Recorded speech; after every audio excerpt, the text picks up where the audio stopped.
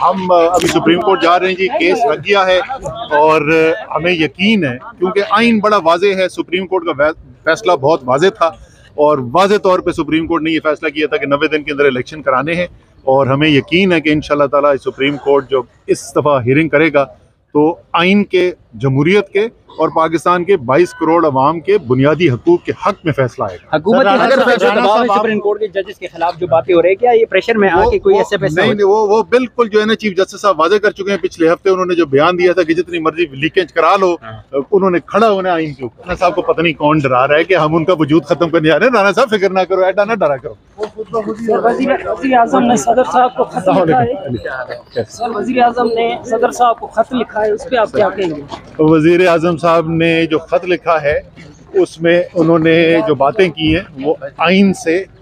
अच्छा असद उमर साहब, आखिरी सवाल, अगर फैसला आपके हक में आ भी जाता है तो एग्जीक्यूट इंतजामिया करना, जो सिक्योरिटी प्रोवाइड करनी हुकूमत ने करनी है, पैसे फंड हुकूमत ने देने। आइन बड़ा वाजे है, हुकूमत के पास इसके अंदर इख्तियार ही कोई नहीं है। इलेक्शन कमीशन ने उनसे मशवरे लिए, इलेक्शन कमीशन ने आर्टिकल 220 के तहत उनको हिदायत जारी नहीं की। अगर वो वाजे हिदायत जारी करते तो किसी हुकूमती इदारे के पास ये इख्तियार ही नहीं है कि जो आइन के अंदर लिखा हुआ है उसे इन्हिराफ कर सके।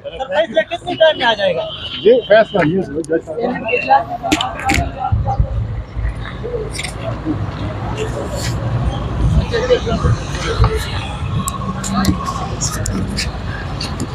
शाह साहब, अगर फैसला आपके हक में भी आ जाता है, एग्जीक्यूट हुकूमत ने करना होता है, सिक्योरिटी और फंड हुकूमत ने देने होते हैं। मसला सुप्रीम कोर्ट में है, इस पे कमेंट करना मुनासिब नहीं है।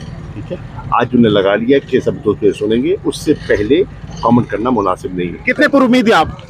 इंशाल्लाह आइन की फतह हो। सर, राना साहब कह रहे हैं या आप नहीं या हम नहीं। सर, खुश रहे।